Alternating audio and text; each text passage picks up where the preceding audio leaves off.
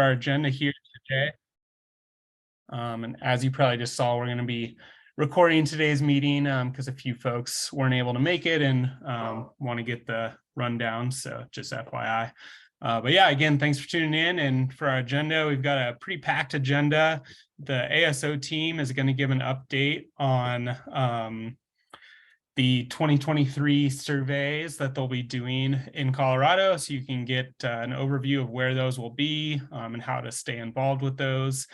And then we have a partner from California on today that's going to give an update on flights they've done to date. They've already been doing some flights in Colorado and captured some of the snowpack coming from the atmospheric rivers that came through. And then we'll get a WRF-hydro update from Dave Gotchis.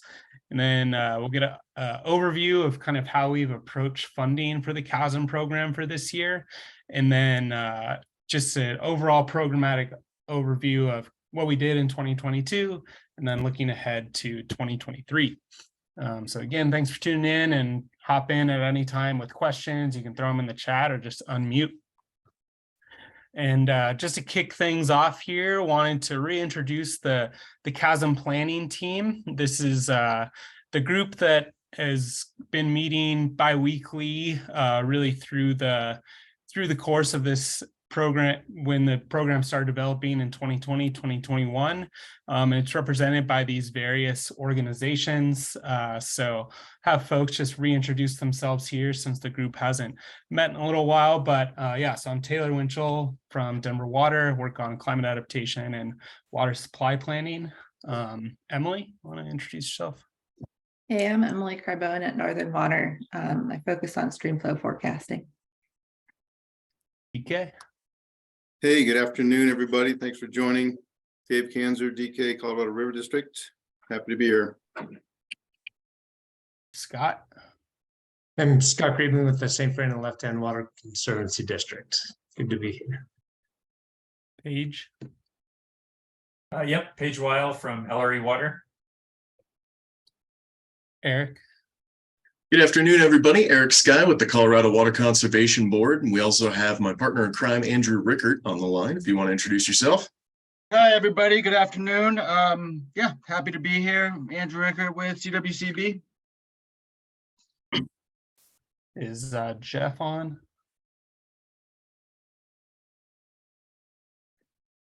Not yet. Kate. Hi, everyone. Kate Birchinall with Airborne Snow Observatories, Inc. Thanks for joining. Thanks, Kate, and Jeff Deems as well, who should be joining briefly from ASO. And then Ken Curtis from Dolores Water Conservancy District is not able to join today, but it's been a part of the planning team as well. So thanks to this whole group. There's been a ton of work that this group's put in, and really appreciate all the efforts and all the different perspectives that's been brought to the table. And with that, just want to give a quick zoom out and kind of refresher, and some folks might be newer to the group, on just kind of how CASM came about and what CASM is and what we're working towards here. CASM really originated in kind of late 2020, around 2020, early 2021, really with a desire from stakeholders across Colorado to expand ASO flight coverage throughout the state in a sustainable manner moving forward, so that we can really benefit from the really valuable snowpack information that ASO is able to provide us. So this work group has formed from this collective of organizations that forms that planning team, as well as all of you that form our larger stakeholder work group. And we've been working towards, how do we build out this program to expand ASO throughout the state and really leverage that data for better streamflow forecasts to help our decision making. So we applied for a WSRF grant in late 2020. We were awarded that grant in 2021. And that project was really designed to do a planning project for what this type of program could look like, and answer a lot of the questions around coordination and funding and administrative structure. And from that project came this CASM vision, and this is what's really guiding our work moving forward here.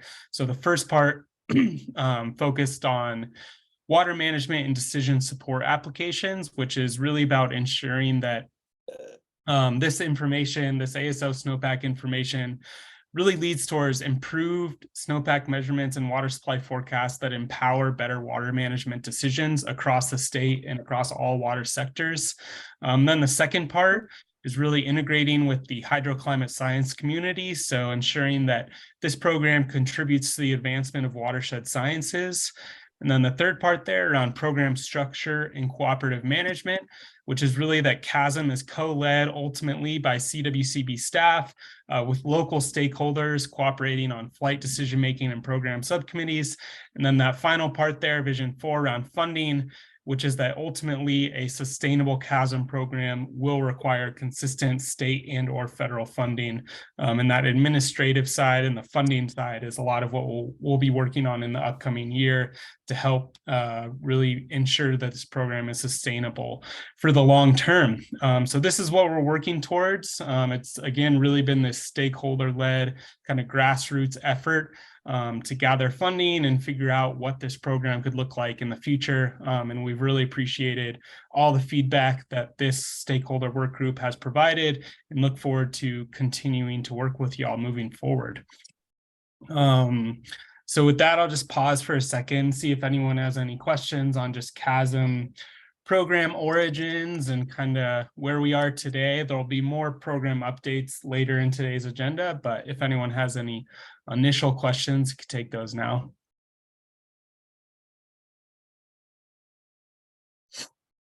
And if not, our next item in the agenda is for the ASO team to give an update on the 2023 activities that we're looking to do in Colorado. So it looks like Jeff's on. So Jeff, I will stop sharing. And if you want to share your screen and introduce yourself. Awesome. Thanks, Taylor. Yeah, brief update here on what's been going on and what is planned for ASO this year in Colorado, and I'll talk a little bit about what's been going on in California as well, since we've been flying out there already. Again, I'm Jeff Deems, co-founder and CTO for ASO Inc. And pleasure to see y'all again here. I figure we might as well start with what is front and center in the news these days. It's hard to go a day without seeing an update on what the snowpack is doing and how great it is. And throughout the West, not just Colorado. And these numbers, I just pulled these from the NRCS's interactive map page, which is an awesome tool. If you're not familiar with it, then go check it out. So this is the snow water equivalent as a percent of the 91 to 2020 median as of the end of the day yesterday. And still, you know, these numbers are looking pretty strong for most of the state, with the Arkansas being an exception there. If we dig into this a little bit and maybe zoom in on some smaller watersheds, we could see that there's actually quite a lot more variability than the big basins would suggest. You know, anywhere from say 166 or 68% somewhere over in the western Southwest to some of these basins in the Ark and Rio Grande in the 40s. And I think, though, it behooves us to look at and to remember where these numbers are coming from. These filled basin maps suggest that we have full coverage data from the SNOTEL network, but really it's a small number of stations throughout the mountains. And while they provide a nice long-term picture at those locations, they don't really give us the comprehensive volume of the snowpack that we're really after. And that really is the motivation for the ASO program in general. And if we look at these station numbers, we can see there's even more variability than is present in those filled basin maps. And I think that it hints that there's a more complex picture out there than just averaging by basin with a percent of normal is telling us. So until we get the ASO flights that actually capture the SWE volume in the target basins, we really only have this sort of hint as to what's out there. So some updates for this year from ASO. We've seen sustained program growth in California and Colorado.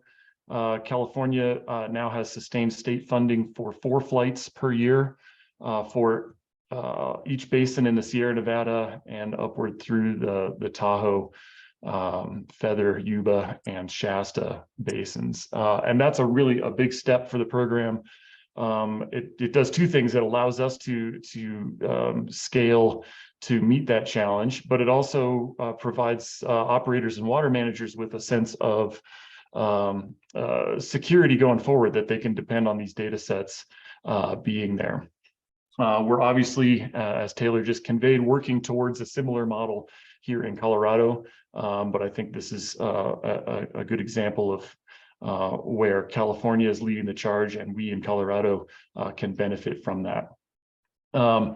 At ASO Inc., we've increased, more than doubled our staff this year to accommodate the program growth. We're adding a 3rd aircraft this year, which we'll have up and running in the next couple of weeks. We've done a bunch of processing pipeline improvements. Most of our processing is done in the cloud through AWS, and we've had to enhance that in order to handle the increased data throughput from the three survey aircraft. We've got continued partnerships with Esri for our data provision, and a new data exploration portal coming soon through some development help with Esri, as well as a partnership with NV5 Quantum Spatial that gives us, in effect, a 3.5 aircraft in order to meet the data collection needs. So in California, again, I mentioned we've been flying the bulk of the state snow water resource. In the next year, we'll be adding, filling in that gap in the Sierras there with the Cosumnes and McCollum basins.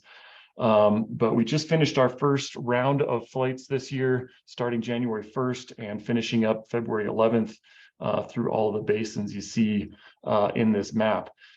California, as you've no doubt heard, has had a series of extremely heavy atmospheric river precipitation events this year, which has added a lot to the mountain snowpack, as well as driven a lot of rain-induced flooding at lower elevations. So water managers in California this year have had to really balance their efforts as far as dealing with the immediate flood management efforts from all that rainfall, as well as having an eye on the future flooding potential from the snowpack. So as soon as those ARs tapered off a bit in mid-January, we were hearing quite a lot from our stakeholder partners in California of like, can you get up there and tell us how much snow is there?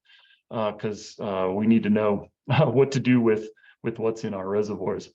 A few pictures of what's going on out there. So this is actually a 3D image from the Kings River Basin on April 9th, 2022. So last year, which started off like with a bang in California and then basically fizzled.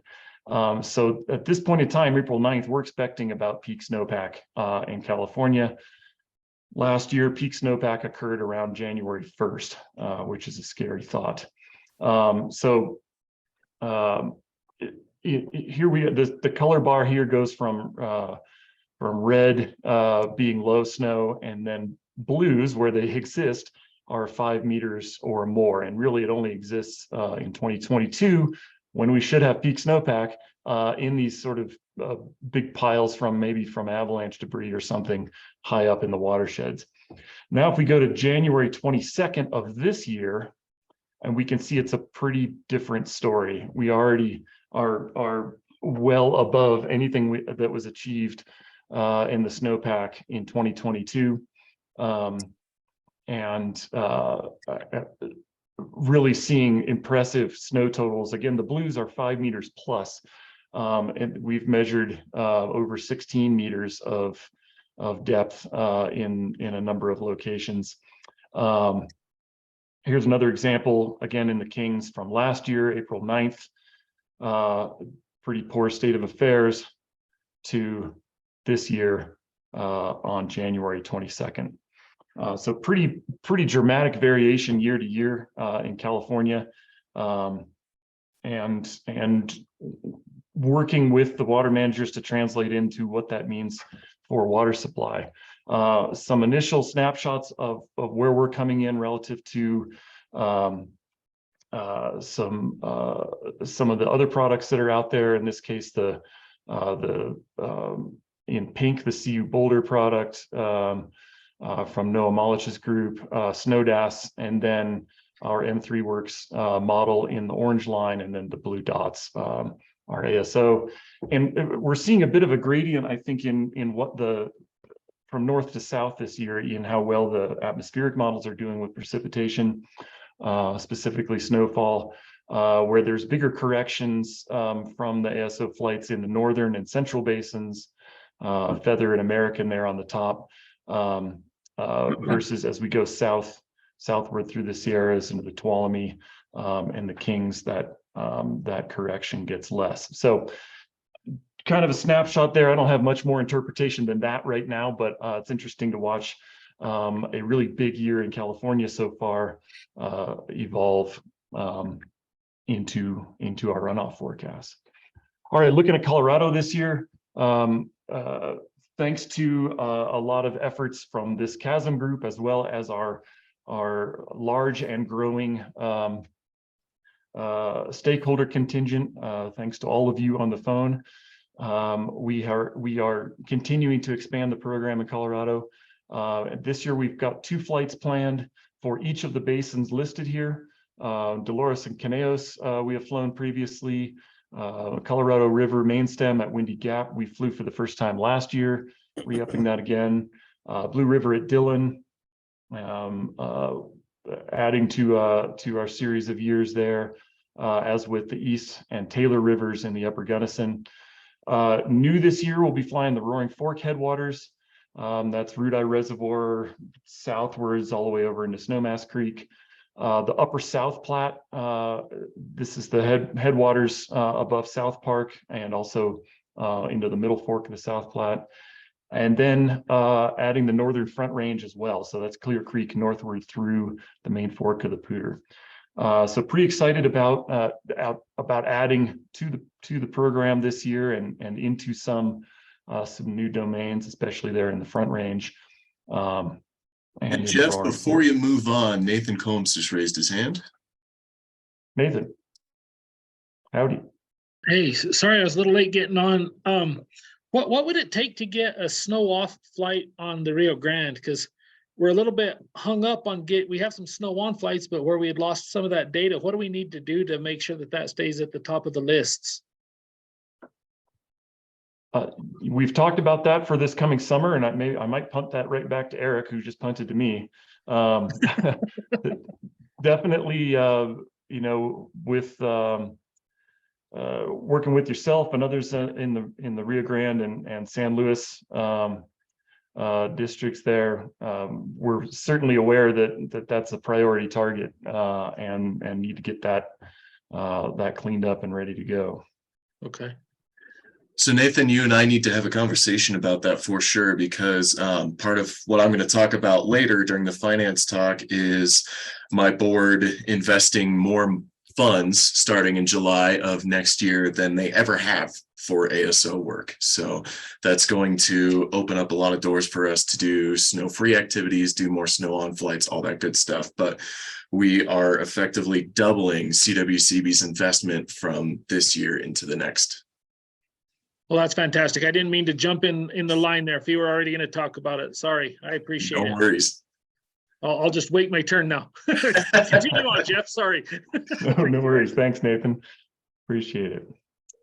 And I'll finish up with this slide, and that is kind of looking towards flight timing for the 2 surveys scheduled for each of those basins. We're still sort of in the notional flight timing phase right now, and we'll dial this in as we close in on those dates. But we basically have these scheduled to be kind of late March, early April for the first flight attempting to capture peak SWE or at least peaks as we understand it based on SNOTEL data. The ultimate determinant, of course, is whether we have flight weather or not. And so as we get closer and closer to that, we'll spin up the flight coordination calls with the participating agencies to really keep up to date on what the flight weather is looking like, and local conditions. Second flights, we typically aim for sometime in middle of May into late June. And again, the actual timing of that, in addition to weather, will be determined in consultation with local entities, as far as when the data can be most useful. Is it when the SNOTELs are going dark? Is it around peak flow? Are there particular management decision dates that need support, et cetera? And so those may be a little more scattered in time than the first flight may be, and may depend largely on what kind of spring precipitation we get. If there's large precip events in May, that may push us further into June. So TBD on that. I will pause here to see if there's any questions on that, and otherwise I hand it off to the next presenter. Thanks, Jeff. If anyone has any questions, you can just unmute or raise your hand or throw them in the chat, whatever your preferred method is.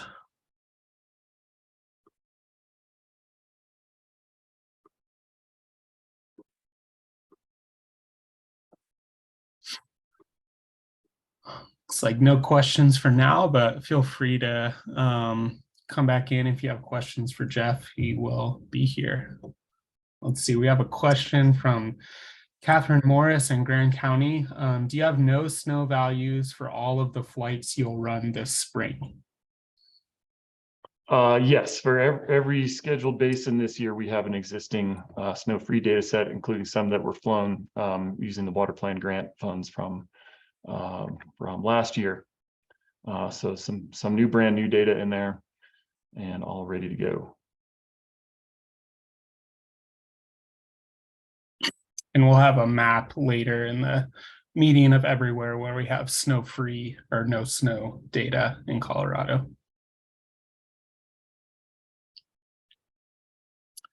If there are no more questions for now, I want to introduce Steve from California, who California has been developing. They've been going at this a bit longer than us in developing their program out there. And we've had some calls where we've really learned from each other, and they've already started flying this year. So Steve's just joined us today to talk about what they've done so far this year in California and kind of how they've been using that data. So appreciate you joining, Steve. Feel free to introduce yourself and talk about whatever you want to talk about. Sure. Well, I'm going to go ahead and start a share here. So we got a couple pictures, and people can maybe figure out where we're located within the state. So my name is Steve Haugen. I'm the water master for Kings River Water Association. We hold all the water rights on the Kings River in trust for our 28 member units. We serve about 1 million acres of farmland on the valley floor, and we have about 1 million acre watershed up above us. So I'm going to go ahead and move on through a couple slides here and give you some detail on what we got going. A little bit of introduction. Fresno, California sits right here. We're in the middle of the San Joaquin Valley. Our service area on the valley floor is this shaded area. It's about 1 million acres. It's virtually all farmland. We do have City of Fresno, Clovis, a couple other cities in the area, but our water supply is primarily delivered for irrigated agriculture. Our watershed is just up the hill from us. This area, the Kings River watershed, is basically Kings Canyon National Park is our watershed. It's all wilderness. About half of this area is where the snow exists. Down below here is lower elevation, a little bit of rainfall runoff, but we get very little inflow. The Kings River is one of the highest elevation watersheds in California, so it is snow dominated. 85 to 90% of our runoff comes as snow melt. So understanding ASO and what's going on with it has been a huge benefit. I think we saw some of our first flights in about 2015. We did some partial flights during some of the severe drought, was informative, saw the usefulness of it, and been kind of hit or miss on flights over the last several years. Really, it's been dependent upon funding availability. Now that we have a more sustained funding in place, that's going to allow a lot more investment in tools at the local level to really understand and utilize this data. I know we've gotten some questions about how we utilize the data. The Kings itself, we really don't have any in-house tools. We utilize some elevation efficiency spreadsheets to kind of estimate ASO snow water content over to runoff that has been successful for us in the last couple of years. But the ultimate ASO data, some of the users of ASO data in California have some very sophisticated models that they're ingesting the data in, confirming and truing up their models. So we got everybody from, I'll call it the bonehead model method that we use, to some very, very sophisticated modeling being used. And I find a lot of value in the data as a confidence builder in the various forecasts. The other thing that we've been able to utilize is data from adjoining basins. The basin to the north of us, the San Joaquin River, is almost a twin sister to the Kings. We have almost the same volume of runoff on an annual basis and during the April-July runoff period. Very similar timing to peak runoff, typically within 1 or 2 days of each other. So knowing what's going on in one of the watersheds can help influence the other. You may not have the exact detailed data, but if you know that snow is stacked higher in the watershed, or it's biased towards the higher or biased to the lower elevations, that can help make with the decision-making process when it comes into how to release water and move water. So let me go into a little more discussion here. I want to talk a little bit about flood releases, and ultimately, or we're going to talk a little bit about forecasting and how that ultimately goes into the flood releases and then our ultimate water management decisions. What I've just popped up here is the flood control diagram from Pine Flat. The other thing I want to mention, most of my examples will be this year, real time, what we're doing right now. So this flood control diagram that's in front of you, I don't know if you can see my mouse, but here in the middle is everyone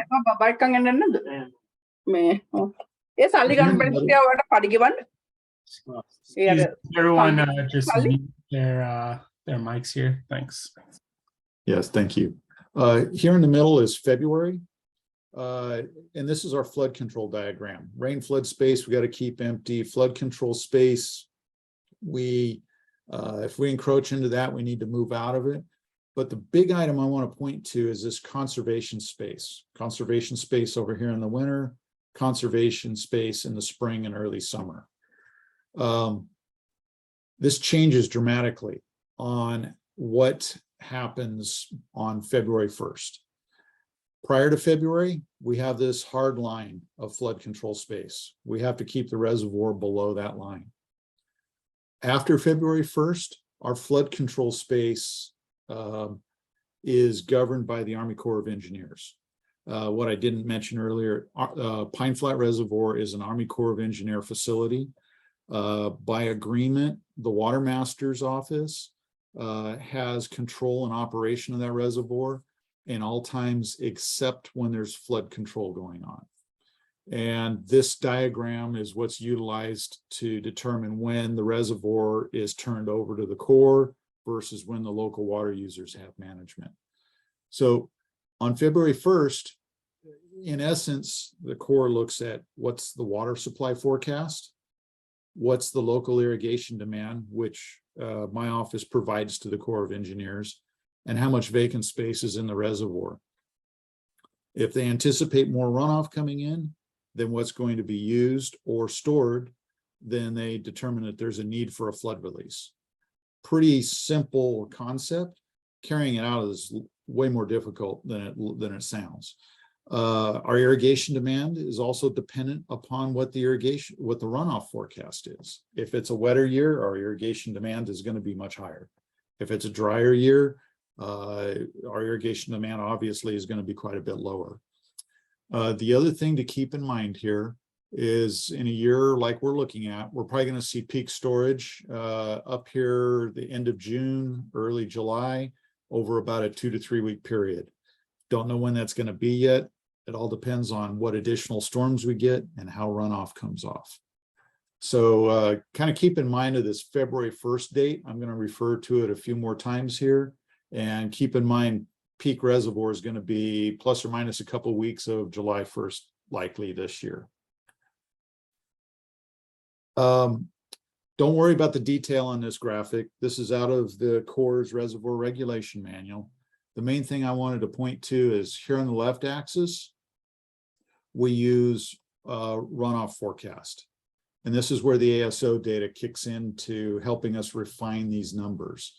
Each of these numbers here are in 100,000 acre feet. So, you know, this is an example from this year. We were looking at the forecast on February 1st at around 2.1 million acre feet. If you go through this diagram down to the bottom, it tells you how much flood control space you need. Well, 100,000 acre foot change in the runoff forecast requires about another 75,000 acre feet of vacant space in Pine Flat. So there's a direct relationship there. That 100,000 acre foot forecast on February 1st can dictate how much water we need to release now. And so there's a relationship. And that's all I wanted to bring out of this graphic is, you know, the numbers we input over here come from ASO, impact where we use with our irrigation demand over here, and ultimately impact how much vacant space we need to have in the reservoir. So I'm going to move forward one. So that's kind of our flood control side, what's going on. And now I want to talk a little bit about specific conditions that we're seeing in California. So this top graphic, this is from DWR's California Department of Water Resources website. What we've got plotted in here are our recent wet years back to 1983. This heavy blue line is our snow sensors in the Southern Sierras. And Southern Sierras is from the San Joaquin River down through the Kern. It's the southern 5 basins in the Sierra. We're looking at 166% of normal. And I believe, though, this data was as of a few days ago when we were looking at the, mid-February. So this was about February 15th. We were looking at a record to near record snowpack for the date for this year. If you look at future snowpack, we could potentially exceed record snowpack. We're within striking distance of that this year. What's interesting is this pink line and this bigger, taller line both resulted in almost identical April through July runoff. And we're in that range right now. Precip forecast for the next 10 days is about another 10 inches of precip on the watershed, 10 inches of water content, which would boost us up into about 180% if that comes to fruition. So we're looking at a near record snowpack this year. Lots of challenges, lots of interest in that.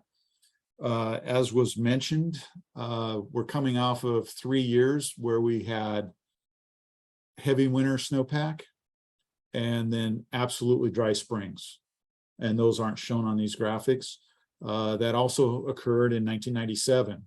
We had very early accumulations and then basically flat snowpack through the winter with no additional accumulation.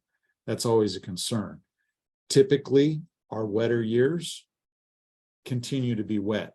So that's, you've got a lot of variability. So from there, what I'm showing here is a slide of data that existed on February 1st of this year. So each line here is a different model. We have the ice snowball model coming out of ASO Inc., the ASO flights directly, the California Nevada River Forecast Center, the 50% exceedance. State of California does its own independent water forecasting, which we call Bulletin 120. This is done by DWR. And this is the number, the Bulletin 120 number is officially what the Corps of Engineers plugs into their flood control diagram. So this is the number that's governing our flood control operations officially. And then this winter, Dave Gotch has spun up WRF-hydro for the Kings through California Department of Water Resources. So we're tracking that as well. That's our newest tool, and we're watching it closely to see how it performs. So those are our 5 primary forecasts. Our neighboring watersheds have some other models. Above us are 2 smaller reservoirs that are operated by the electric utility, Pacific Gas and Electric. They have their own runoff forecasting models that we're privy to, but we can't share. So we're looking at all of these forecast numbers, trying to decipher where we need to be. Keep in mind, these are all median forecasts.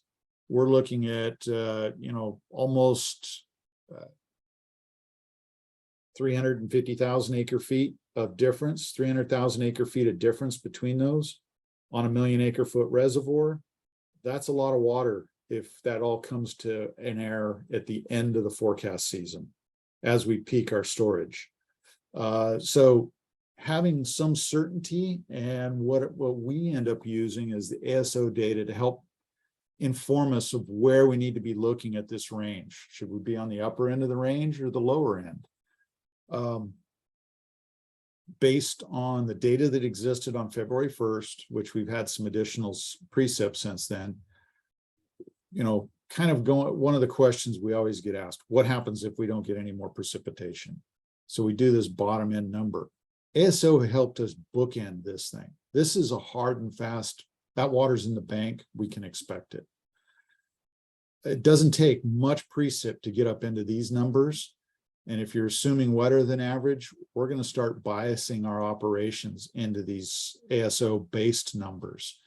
And prior to having actual ASO flights in the Kings, we had a couple of years, I believe it was either 2019 or 2017. We had flights in the San Joaquin, our adjoining basin, and they were indicating much higher than our traditional forecast methods were showing for snowpack.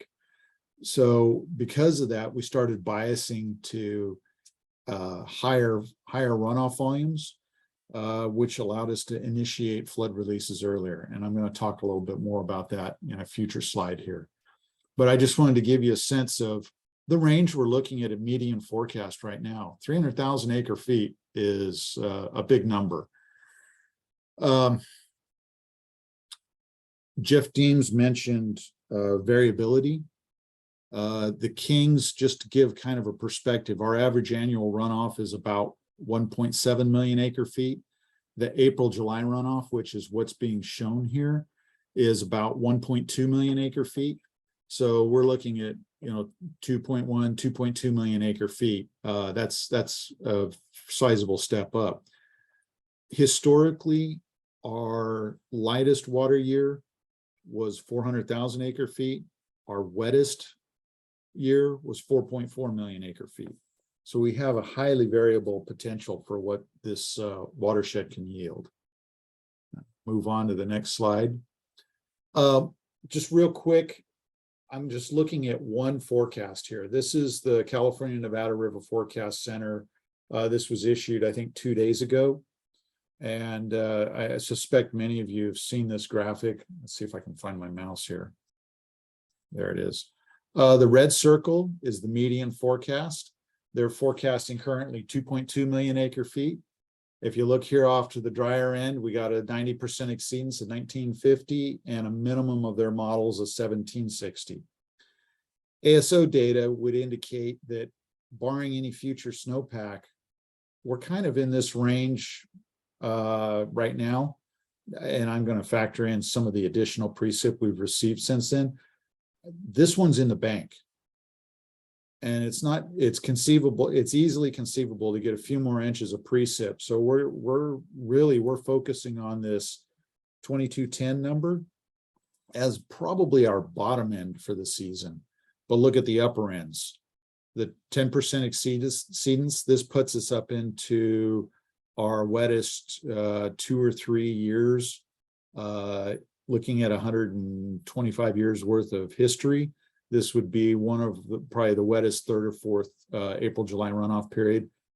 This particular number would exceed our historic maximum. So, there's numbers within striking distance of a record runoff year. So that's got us a bit nervous. So again, the variability in the forecasting, ASO helps us figure out where to bias on this scale. In the drier years, we've been biasing on the bottom end of this scale because of the ASO data. On the wetter years, it's tended to push us to this upper end. Some general reference there. And I talk about biasing because we don't have the detailed models in-house. We hadn't invested in those detailed models because we didn't know if we would have a sustained program. Now that we are confident in a sustained program, we're probably going to be looking at enhancing some of our in-house tools to more readily ingest this data and get a much better idea of what's happening in that with that data. The other challenge we have in-house, probably like many of you on this, I have 6 staff, or I'm included in that 6. I've got 4 operations people, myself, and an office manager. So our capacity to get into detailed models in that are somewhat challenged. And that's why we're working with Department of Water Resources. We're looking at WRF-hydro and some of those other more publicly driven models as a tool to work forward on. I want to talk real quick here about our water management decisions. I'm going to walk through this pretty simple graphic to help explain what we're doing. There's 3 lines on this graphic. This gray line is what we're anticipating our irrigation demand to be locally. This blue line is an enhanced irrigation demand, that if the Corps orders a flood release, this is water between the blue and the gray line is water that basically goes to groundwater recharge, is retained in the service area, and we can actually pick up later now that it's in groundwater storage. The Kings River is basically an alluvial fan, so we can really have an opportunity at a high level of groundwater recharge and be able to extract that water back out. It's also a very low salt aquifer, so there's very little to virtually no degradation of water quality as we go in and out of that groundwater. So groundwater storage is a real benefit to us. The difference between the blue line and the red line is the flood control channels. So when we start exceeding the blue line, the Corps has ordered a flood release and we start exceeding the blue line, that's water that's leaving the service area. It's ultimately destined to the Pacific Ocean. Typically, by the time the Kings is flood releasing, all of the streams downstream of us have already been flood releasing. So there's not a need for that water downstream. So this water ultimately ends up in the ocean and is lost to any kind of beneficial use. So what does that mean for flood control? Traditionally, and as I mentioned, peak storage is here around July 1st, at least in these wet years. So traditional flood release has focused on this late spring period and utilizing this channel capacity out to the ocean. So if you look at this area between the blue and the gray line within the green circle, there wasn't a lot of opportunity to put that water to beneficial use within the service area. What we're utilizing more accurate forecasting tools, the better knowledge derived from ASO, we're going to looking at a more earlier flood release model, where we start lower releases early and try to extend the period of time we're operating between this blue and between the gray and the blue line.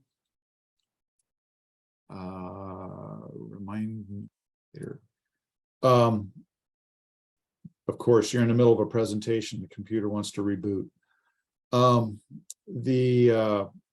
So you're operating between this gray and the blue line. So with the increased comfort, the increased knowledge of ASO, we actually got off the phone with the Corps about 2 hours ago, the Corps of Engineers, and we'll be initiating a low-level flood release tonight at midnight.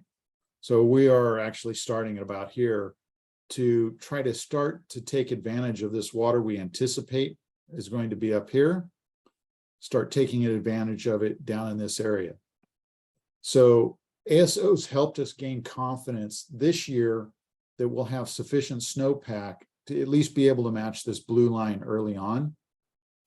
We'll be using later flights to help true this up to determine whether we continue flood releasing between these lines or shutting off if there's not the snow there that we anticipate, or if we're expecting bigger numbers, we'll start bumping up into this range between the blue and the red line to start utilizing some of that channel capacity out there to avoid flood control damages, flooding in some of our downstream communities, or flooding any of the adjacent agricultural lands along the river.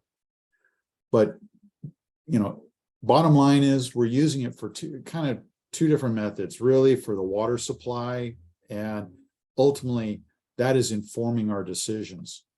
The other thing I should mention, when we start earlier in here, if we start 1 week earlier, we're able to recharge and capture about 40,000 acre feet of water into our groundwater with a 1 week earlier start. Right now, we are probably starting at least a month earlier than we would have traditionally. So, if you look at it from that perspective, we are potentially retaining another 100 to 120,000 acre feet of water in the service area. That water has huge value. And that's 120,000 acre feet that is pulled out of what traditionally would have gone downstream in a peak flow event, potentially causing flood control issues. So it's got a dual benefit. I think I've probably used my time, but in a really brief example, that's how locally the Kings River folks, the Kings River Water Association, is utilizing that ASO data to inform our decisions, to give better precision to our decisions, to better refine those snowpack issues. And there's a ton of other stuff I could talk about, but that's kind of a snapshot of where we're at. With that, I'd open it up to questions, comments, thoughts, and I'll leave the screen up here for a minute in case I have to go back to any graphics. But I'll turn it back over to you guys. Yeah, really appreciate that California perspective, and I'm looking forward to getting the end of season perspective too. And there's clearly this direct example of already using the data this season to influence current releases. So appreciate that perspective. We have one question in the chat box here from Angus Goodbody at NRCS. Could you expand on the iSnowball and ASO forecast models? I was not aware those entities were running April to July forecast volumes. Okay. So the iSnowball, that was the ARS that developed that model out of Idaho. I know through a grant out of DWR, I know we brought in the ASO model, or not the iSnowball model, and DWR is actually, California Department of Water Resources has actually brought the iSnowball model in-house and is operating it. But ASO Inc., and I probably want to let Jeff talk to this, but ASO Inc. Has some of those modelers have been brought on staff or, contracting with ASO Inc. to run that model. And so there is a real-time model going on. They've been providing those results to us on about a twice-a-month basis. So in between ASO flights, we are getting that snowpack model coming in, bringing in what's coming out of the precip models and all the climatological stuff. So that's a big benefit to us. I know we'll end up calling them before our monthly board meeting and say, hey, can you guys send us a copy of the latest ice snowball so that we have a good sense of where we're at. So that has been very useful, the ice snowball. Jeff, do you want to add anything to that piece? Yeah, I think you've got it there. The model allows us to continually evolve the snow cover in a way that's tightly constrained by the ASO data. So we can provide snapshots of what the snow cover is doing in between ASO flights, like Steve mentioned, and also look at some other characteristics of it, like modeled cold content, for example, how much of the basin is ready to melt and produce runoff, etc. I think what Gus may be referring to is on your table slide there, Steve. You had an A to J designator next to ice snowball and ASO. Okay, so let me talk to that part. So we say AJ, ASO Inc. is not providing that. They are providing, and the ice snowball, both of those are providing us with a snowpack water content, but they're also providing us that data in elevation bands. And we have a spreadsheet tool that basically looks at the elevation band and the typical runoff efficiency that we get out of those elevation bands. And we're using that to give us an AJ volume, as ultimately it's the AJ volume that I need to manage the reservoir. The actual snowpack water content in and of itself gives us an absolute maximum potential, but it's not that runoff that I need. So that is something that we do in-house with a fairly simple model. I know some of the other, the Tuolumne in particular, has a very sophisticated model that they ingest the ASO data into, and they develop their own AJ runoff volumes from the ASO data. So I know some of the other cooperators in the state are going much further with the ASO data than I'm able to currently. All right, thanks so much, Steve. Hopefully that's helpful. Yeah, it's super helpful. Yeah, sounds like, to answer Gus's question, that data is being translated in-house into an AJ forecast. So I'd love to connect more on that and see what methods y'all are using to produce that. I think with that, again, thanks, Steve. Really appreciate this overview. It's super helpful to get this on the ground example of how you guys are using this data out there. And I think we'll pass it on to Dave Gotchis to talk about upcoming WRF-hydro forecasts for this season.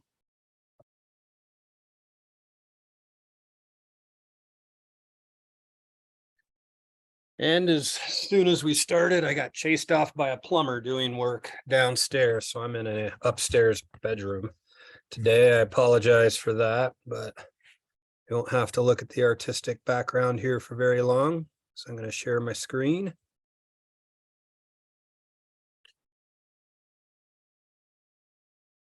Okay. There we go. Taylor, everything looking and sounding okay? Yep. Great. Thanks a lot. Yeah, actually, this is a really nice segue. Appreciate Steve giving that talk because it gives you sort of more in-flight access into what's been going on, particularly this year with the use of these forecasts and some of the considerations that are being made in the use of them. I'm going to talk today about what's going on, what has gone on so far with the WRF-hydro modeling for CASM, what occurred last year, do a fairly brief high-level synopsis of the activities that happened last year, and then focus on what we've got planned for this year, what's already been done in preparation for this year and what we're still planning on. And that will hopefully dovetail a little bit off of what Jeff presented as well. Certainly want to acknowledge a number of our external partners and of course, our broad WRF-hydro modeling team, which contributes in various ways. Of course, not everybody is working directly on this project, but it is a community modeling effort with a large modeling team behind that's working on several aspects of it. At the bottom here, you'll see our outline that we're going to dive into a little more. And it's just basically the items that I mentioned. A recap of 2022, what's new for 23, going through our operational plans and timeline, and then wrap up with a bit of sort of open-ended project coordination questions that we have. So we'll start with this recap here. Many of these slides I've used before. I'm going for consistency deliberately here, not redundancy. Just to document how we've gotten to this point with the WRF-hydro modeling for the state of Colorado. It actually stems back to about 2009 with gap filling radar projects. Our work in the seasonal water supply forecasting kicked off in earnest in 2016, water year 2016, with the gap filling radar project in the headwaters of the Rio Grande Basin. Working with Nathan Combs and Joe Busto at that time, as well as the National Severe Storms Lab. And that was actually the first time we had started working with ASO data, particularly in Colorado. So moving ahead, the model again we're using here is the WRF-hydro modeling system. In the sort of spectrum of models that Steve was just referring to, I would say WRF-hydro is probably on the more complicated end in terms of model spatial resolution, in terms of mass and energy balance closure across the landscape, in terms of some of the process representations as well. Not saying that's necessarily superior, but that's the approach that we have taken with WRF-hydro with a lot of explicit process representation. We feel it does complement the spatial resolution of the ASO product in terms of capturing a lot of those key features of where snow is distributed on the landscape, how the snowpack is overlying certain landscape features, whether it be, vegetation communities, subsurface structure, linkages to channel networks, deep alluvial regions, and so on and so forth. So those kinds of processes are represented as such in the model. There's a bit more specifics in here, as these slides often have a life of their own as they get archived for the CASM program. So we've added some of the details of the snowpack model that we're using. It is a little bit different than the ice snowbow model that was just mentioned by Steve and Jeff in the prior talk. There's a lot of physical similarities as well. New for this year is what I have in boldface there on the left-hand side, and that is updating the snow albedo formulation that we're using in this model representation based on a paper that was generated by Ronnie Abalafia Rosenzweig and company here at NCAR, using a bunch of albedo data that's been collected at various sites across Colorado. So that's a nice upgrade that we're going to roll into operations this year. Also looking at some of the impacts to burned areas has been an ongoing effort for the last couple of years. There's an intensive effort to do this in our California operations as well this year. So we're looking at trying to wrap some of those features into Colorado, hopefully helping in some of the areas like the headwaters of the Colorado River. This again is just our basic forecast process. The overall forecast process has not deviated much from the prior years.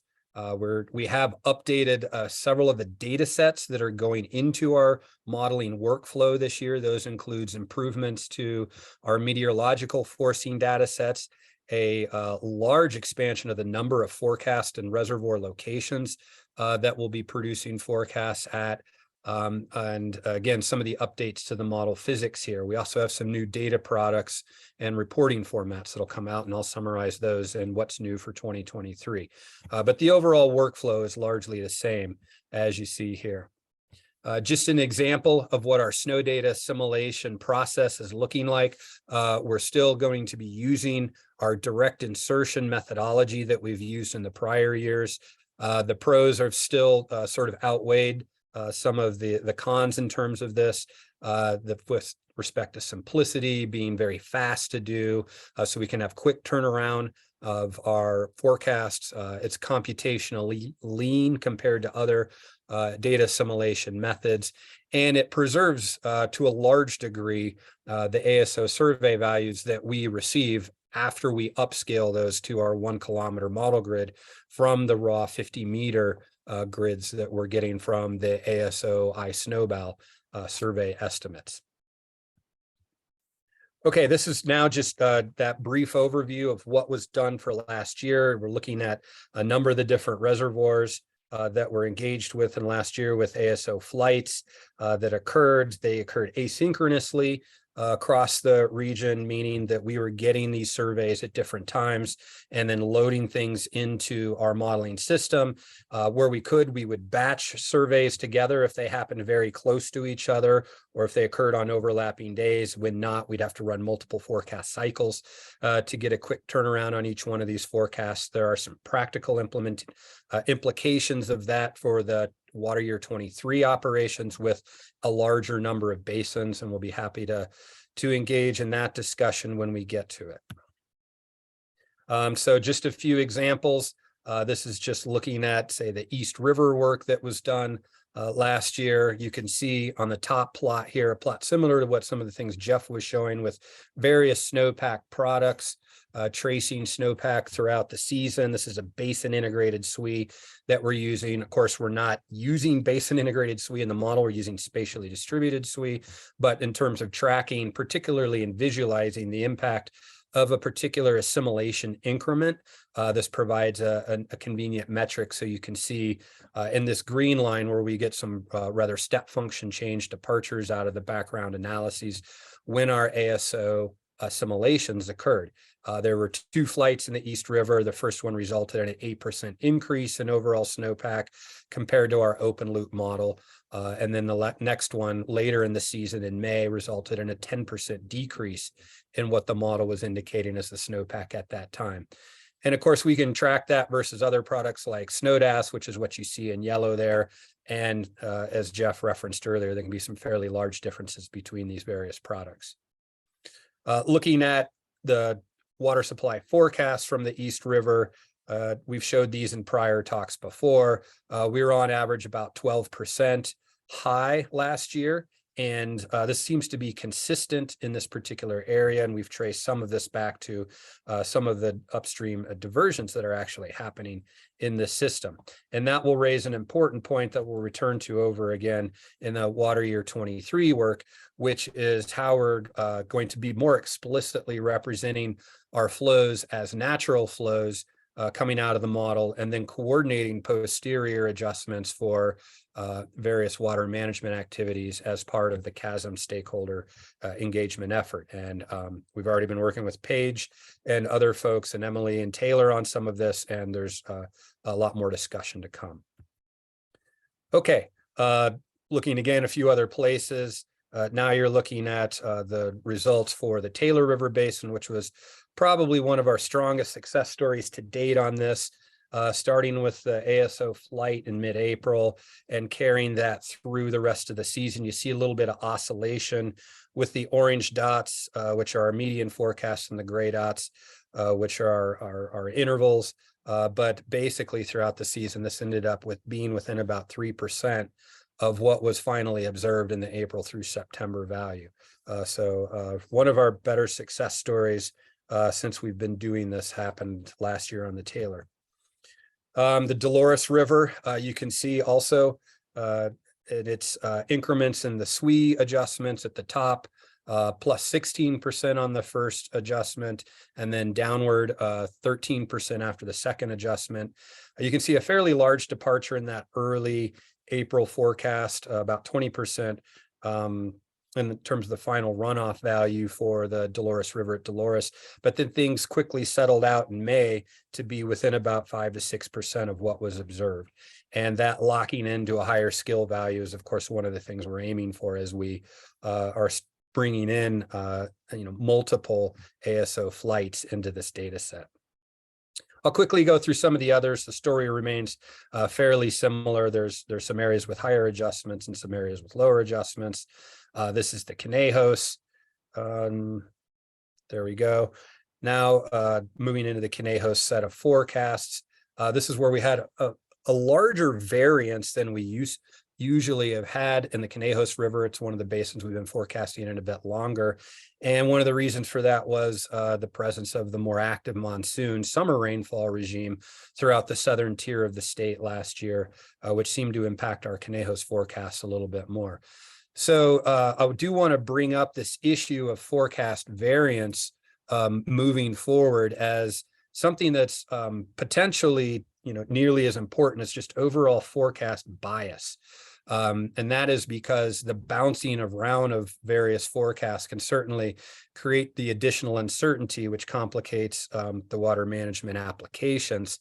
But they can also, forecast variance up and down can also mask overall forecast bias skill, because if you have a lot of positive and negatives, they can end up canceling each other out in terms of overall net bias. And so as we look at the impact of ASO assimilation, I think one of the things we do need to be tracking is it reducing our cycle to cycle forecast variances and resulting in a more stable forecast, even if it's, of course, not perfectly unbiased in its final amount. Dillon Reservoir, similar story, started a bit high, then things plateaued later in the season, which is not that unusual. And then the upper Colorado, which I think was a real learning experience for us last year, because it is the regime in Colorado that we've worked in so far, which by far has the most complicated upstream water management in it. And so working with Taylor and Emily, we've begun outlining this plan to better separate the issues of what's going on with water management, what's a valid site to look at in terms of performance in the upper watersheds versus maybe trying to account for some of the water management as we get further down in the basin. Okay, so that was the very quick recap of what was done in 2022. Of course, all those results were shared in real time, largely via emails at that time, of what the latest round of forecasts were, going to both the CASM group and to some of the individual stakeholders as well. So what's new for 2023?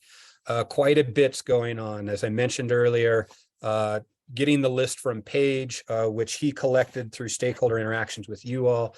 We've got around 200 new forecast points being added into our Colorado water domain. That does include new reservoir objects being included.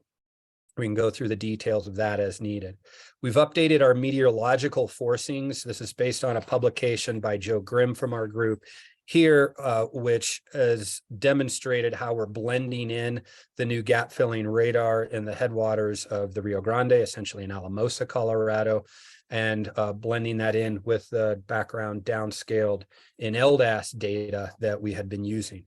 Also new this year is we're doing a bias correction of the residuals of that downscaled in LDAS product to another national data set to which WRF-hydro has already been calibrated in a larger scale sense, and that's with its national water model implementation.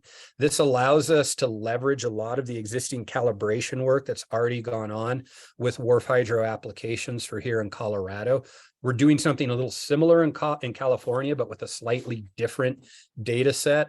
And what this does, because there's these other efforts going on, it again allows a significant savings in the application of a model like this to statewide projects by leveraging national investments in the calibration and optimization of WRF-hydro. I mentioned already the update to the albedo scheme that's going to be rolling into the model this year. There's that paper, if folks are interested in it, that was actually funded by the Department of Energy. The next bullet is naturalized flow estimates. And this was certainly, again, something that came out of the work from last year, and in particular, the work in the upper Colorado Windy Gap area from last year. So for the coming year, we're going to be running WRF-hydro with storage in all of the lakes and reservoirs that are delineated essentially turned off. So the reservoir objects will collect water from all of the tributaries and the landscape as they normally would, but they are going to pass that water through the reservoir without any additional storage into the outlet. And so what that means is all the way downstream, we'll have sort of purely natural unimpeded flows rolling through the system. And then we can make either direct comparisons against other naturalized flow estimates, which I know many of the stakeholders have produced, or we can add or essentially abstract out various adjustments to the flow based on operations as well. Different stakeholders have expressed interest in doing different things, whether it's just a simple removal of water for some diversions or an interbasin transfer, or rather, we'd rather compare against some of their naturalized flow estimates, which, account for more sophisticated reservoir storage operations. Just suffice it to say, everything that is going to be coming out of WRF-hydro this year will be a naturalized flow estimate. So interpretation will be required with that when folks are looking at far downstream locations. There's a number of new forecast products that we are in the process of creating. We pulled some of this from the stakeholder input that was collected by the CASM group over the summer. These include the ongoing SWE comparisons, which I already showed, putting together peak flow metrics, median peak flow rate and date of peak flow, some of the soil moist saturation tracking, basin average saturation tracking for soil moisture, and then putting things in a forecast report. And I'm going to, I hope this jumps over. Let's see. Taylor, did this jump over to the report? I'm not seeing a report yet. Okay, hang on just a sec. Let And me if possible, reshare. if we could wrap up in the next 1 to 2 minutes. Oh, okay. Right. Maybe I'll skip the report then and just wrap up the slides. All right. So let's see, that was about the last thing. There's some additional calibrated basins, and we might be putting a new station into the Upper Taylor. Timelines and plans for this year then. Okay, so we're looking to finalize all the forecast points and new reservoir objects. We're going to update the selected calibrations for particular areas in the weeks to come, and we'll produce the benchmark retrospective simulation statistics, hopefully by mid-March.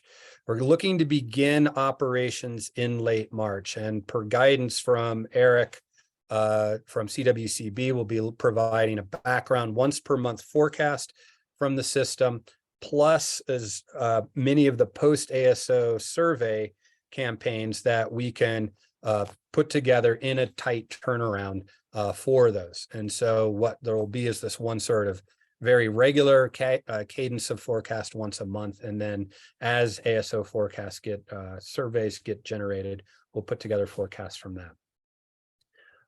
There are some other questions here in terms of products, but let me go ahead and just skip to the coordination. And this is the last slide, which is the CASM project coordination, since we're going to be going into that part of the discussion. We need to develop an a priori collaborative plan for the model assessment and intercomparisons. We should really do this prior to forecasting operations. I think that'll be helpful in understanding how the results will be interpreted as time goes on. I've already mentioned the need for looking at forecast variance as well as overall accuracy in the assessment effort. And then an issue that's been brought up before, and Steve's talk really did tend to emphasize this, which is trying to isolate some of the impacts of the use of ASO as an initialization for these model forecasts versus some of the subsequent forcing uncertainties that may occur. That can be done with model experiments, or it could be done with just sort of looking at different members of the forcing data sets that are going into the model as well. I already mentioned water management and the need to develop some plans for those adjustments. And then the last bullet here is really just ironing out some of the final details on how data and information are being exchanged both to and from the stakeholder community, getting them forecast numbers, getting the feedback from those numbers, as well as between some of the various modeling groups whose forecasts are being compared here. And that is it. I'll go ahead and stop. Take any questions. Appreciate that, Dave. Maybe take one question if anybody has any.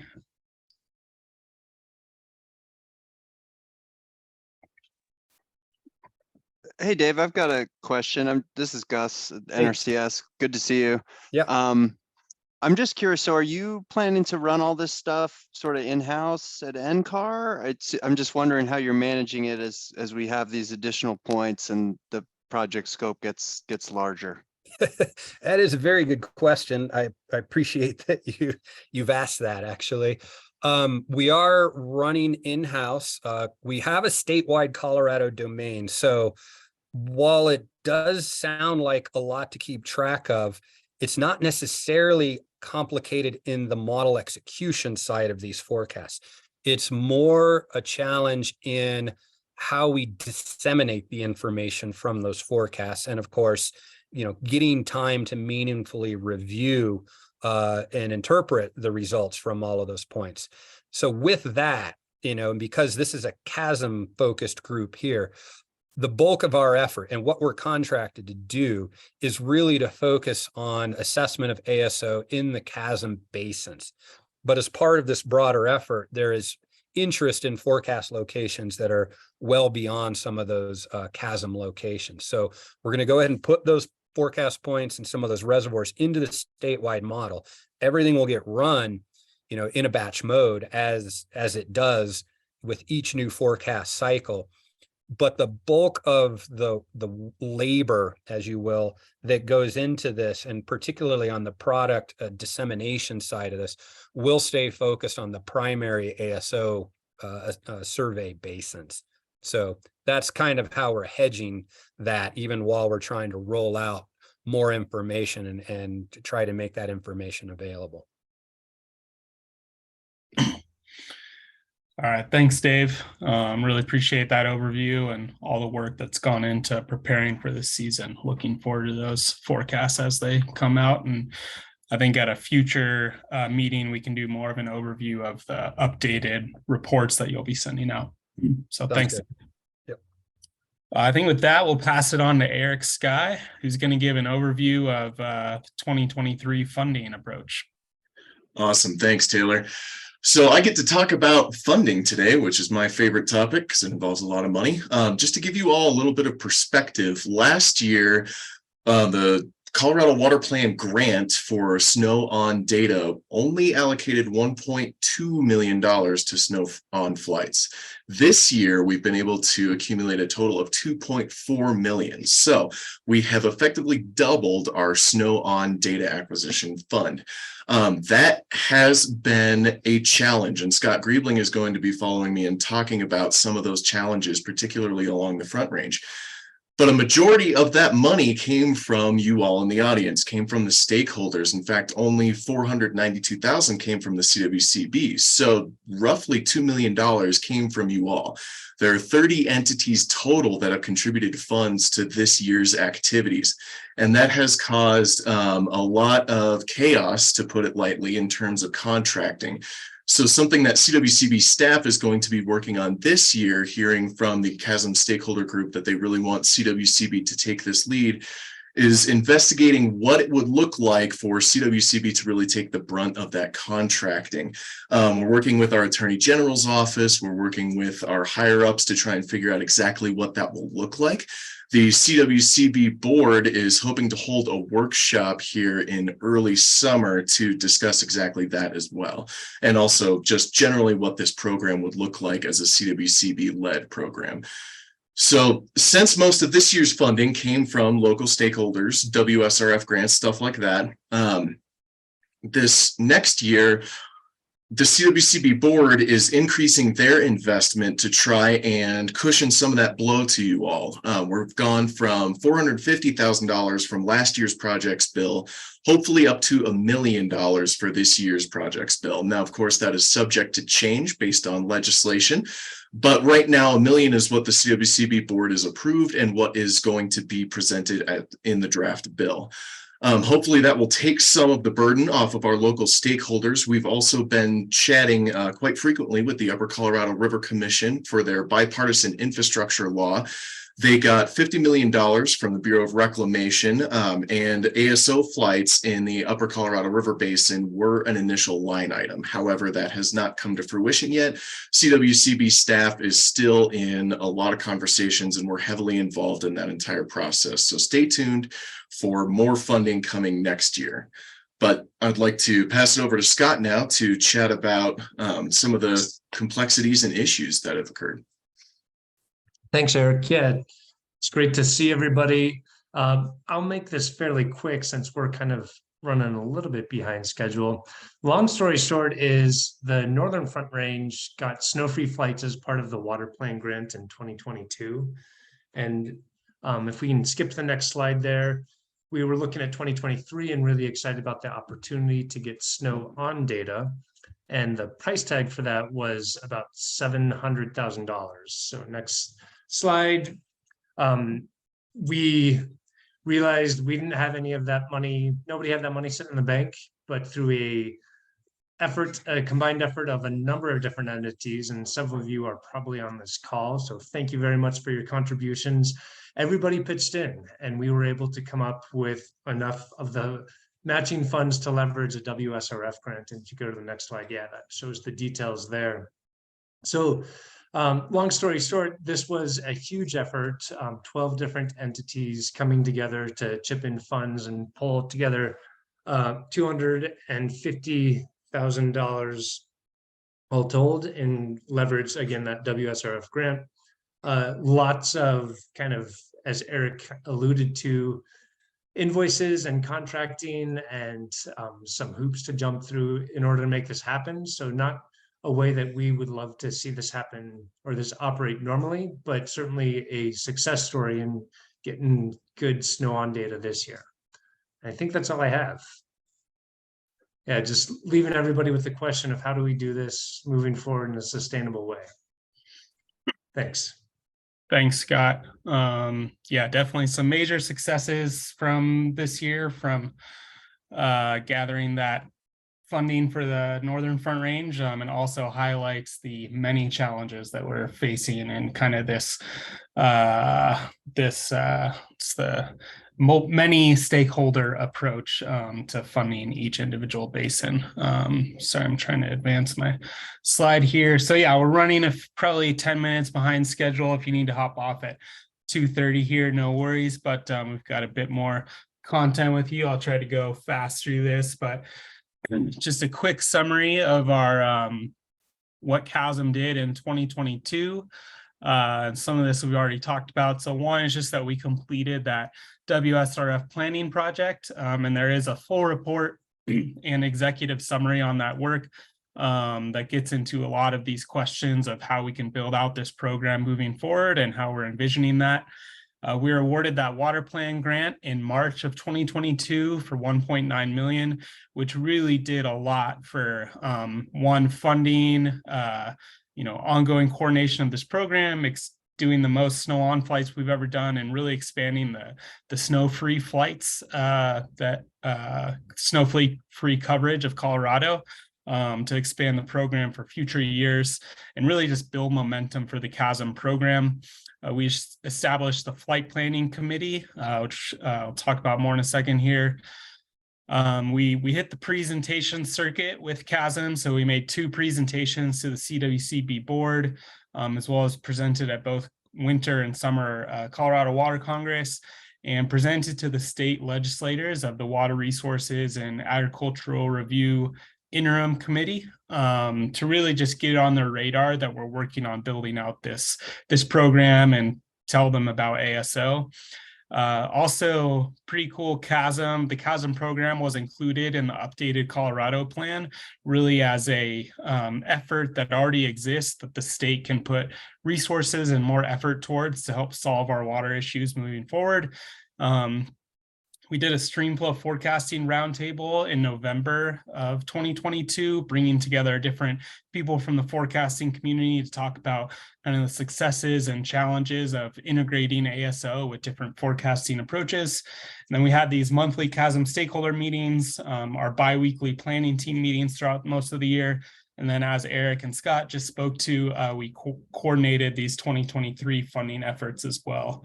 So looking ahead to this year and what we're looking to do. So Jeff spoke earlier to the 24 snow on surveys across 12 basins.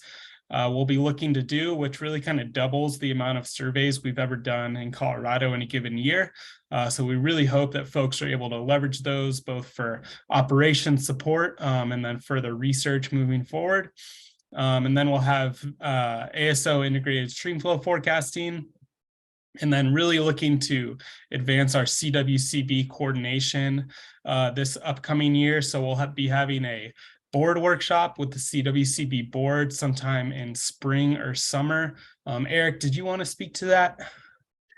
Yeah, I'll just go ahead and chime in here. The CWCB board is incredibly supportive of this program and very excited about it. And to that end, like Taylor said, they want to have a workshop sometime late spring, early summer.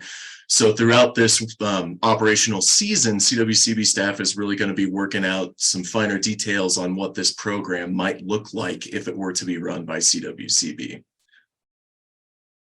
Yeah, thanks, Eric. And those three things we'll really be hammering out is one, how do we establish a sustainable funding source with state funding, federal funding, and beyond? And then two, that how do we simplify contracting? And then three, how do we expand snow-free coverage throughout the state? Those are our three priorities at the moment. We'll be having further coordination with our California partners. As Steve mentioned earlier, they now have a defined budget item in their state budget to support 4 flights per basin throughout California. So a lot to learn and leverage from the work that California has already done. We'll continue to have these monthly stakeholder meetings, and we really want to work to expand our outreach as well to further stakeholders and expanding ways that the data is used and how people are accessing the data. So if you have ideas and thoughts about that, we encourage you to reach out and let us know. And then Eric, do you want to chime back in here on your flight planning committee? Yep. So we're going to start up the flight coordination committee once again, starting in March. So if you would like to be a part of that committee and aren't on any of the basins that have already been described, I'll be reaching out to everyone that has already pitched in money to coordinate these flights. We're starting that in early March. You'll see an email from me tomorrow to try and get some ideal first flight planning dates. And this is so we can really provide a venue to you all to coordinate with ASO staff so that they can figure out, okay, we can do California flights this week, Colorado flights this week, and get everything sorted out. So it's a weekly meeting. It's an hour every Monday on Tuesday, or every Monday at 2 p.m., excuse me. And it just is really to help you all coordinate with ASO and make sure that we're getting the data we need and we're coordinating with California. Great, appreciate that, Eric. So yeah, reach out to Eric with that email there if you want to be part of that Monday meeting for the flight planning committee. And then we'll be looking to further integrate with the research community to really leverage this incredible data set that's being produced, and then start pretty much now planning for 2024. 2024 will be here before we know it, so we'll be working on that. Let's see, Paige, do you want to briefly talk to this? Yeah, and since we're getting close to time, I'm happy to keep it brief. But just in general, this is a wrap up of everything that's been discussed today, which is where we expect there will be flights and forecasts produced this year. Granted, the forecast locations here are the ones provided to Dave. I know his hydro inspector system can produce many more forecasts than this, including on some of the ungauged basins, sort of upstream of the forecast points shown on this map. But generally, this is what we're looking at for 2023, which is a step up from last year. And, after hearing from the California folks about the benefit that they're getting, I think it bodes well for people in Colorado getting a similar, being able to make better decisions using this data. All of these basins, all basins with flight have coverage. I don't remember what I intended to put. All basins with flights have coverage. Yeah. So we have at least one forecast point downstream of every collection area for every ASO flight this year. So the point is we have at least a forecast that covers the ASO basin and potentially some that covers some sub areas within that. This is based on current funding allocation. It's possible to Conejos will change. As of yesterday, the funding was still tentative. And as pointed out, the Yampa and the Upper Arkansas, neither of them have funding for this year, but have snow-free flights for future forecasts. You go to the next one. You'll be coming back at the end for the Great. Yeah, and then we just wanted to give you an update on the water plan grant that was awarded in 2022 to the CASM work group with Northern Water as the fiscal agent on that. So Emily Carbone from Northern Water is going to give an update on that. Thanks, Taylor. I'll try to keep this pretty quick. You can go to the next slide. This is just a table from that report that was produced as part of the WSRF grant, and just shows how the program build out could look.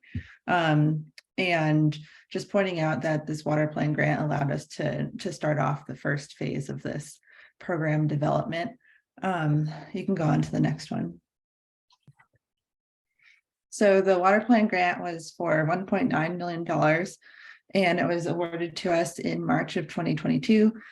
And it leveraged match funding from locally funded 2022 ASO flights to conduct additional flights. And many of those flights were in basins that hadn't had any ASO flights before.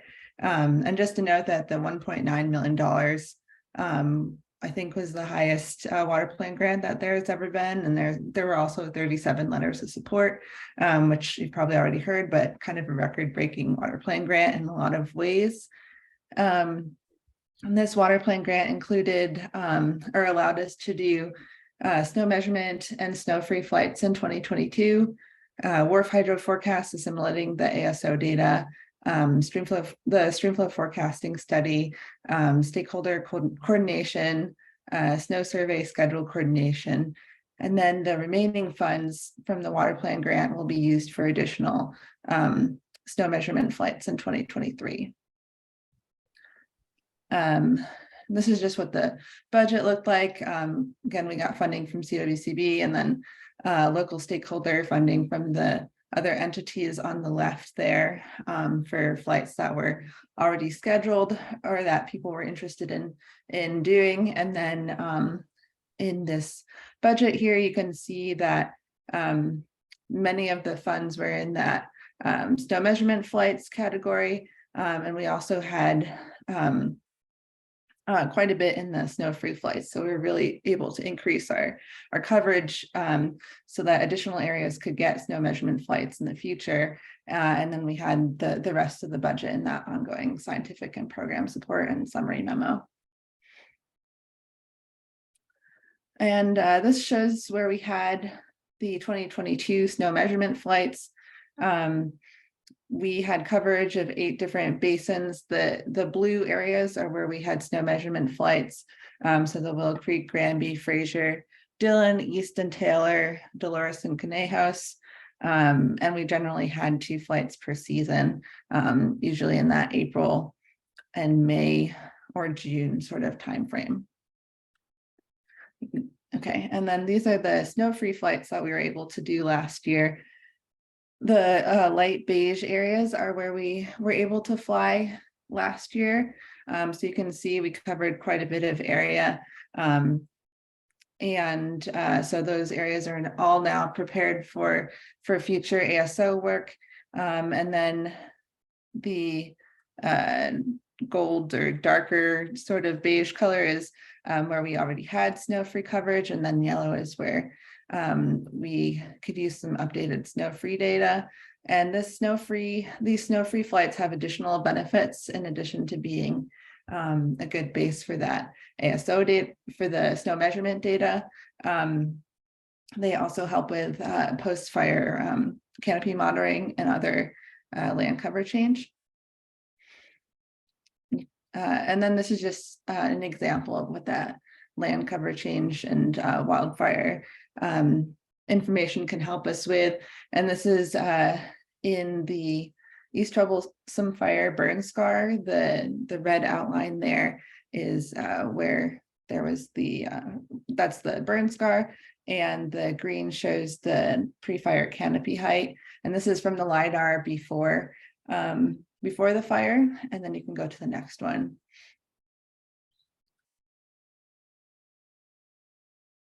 And that's from the post-fire snow-free data that we were able to get this in 2022.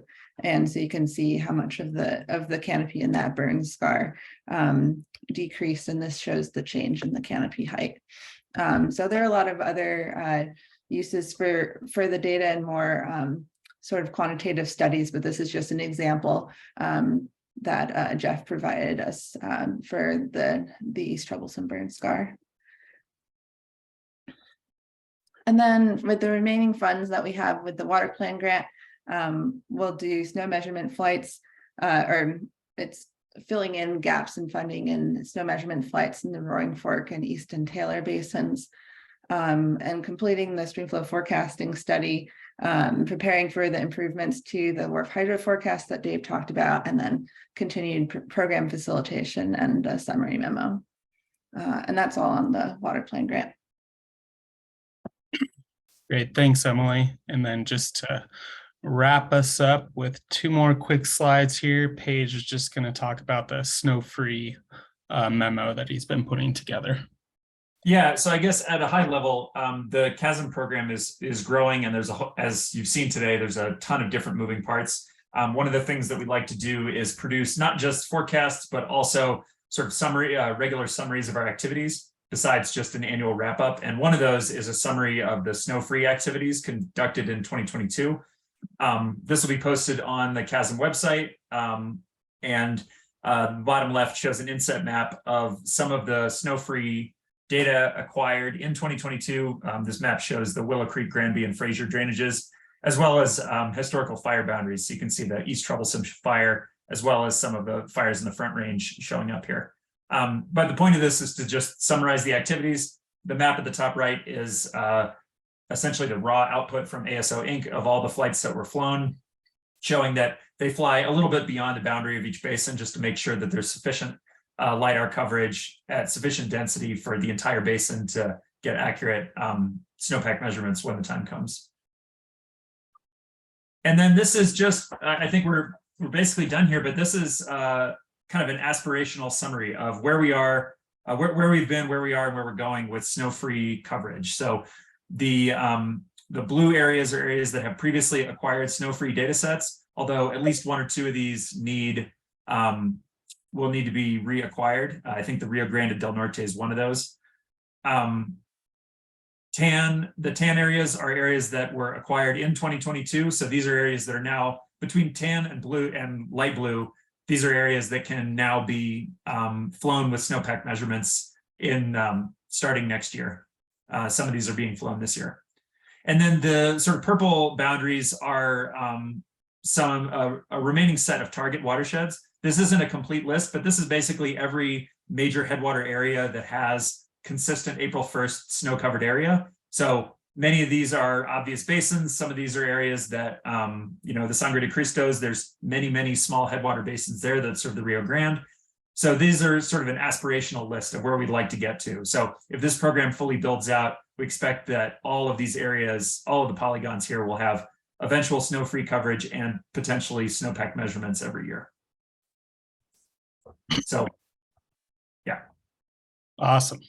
Thanks so much, Paige. And thanks, folks, for sticking around. Apologies for going a bit over, but we had many exciting updates to bring you today. So thanks for sticking around. One thing just to mention is you'll see a new calendar invite coming for, I believe, March 22nd will be our next monthly stakeholder meeting. So I encourage you to tune in for that. If anyone has 1 or 2 quick questions, we can take those.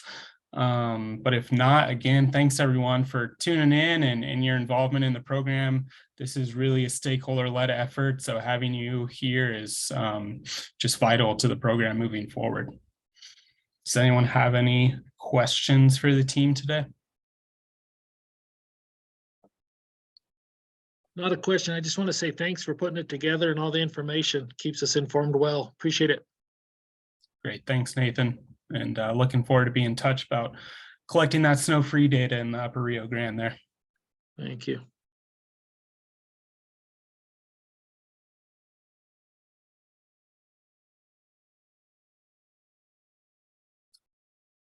well, if there are any more questions, again, thanks everyone for tuning in and staying a little later here today, and look for that next calendar invite for March 22nd. And feel free to reach out in the meantime.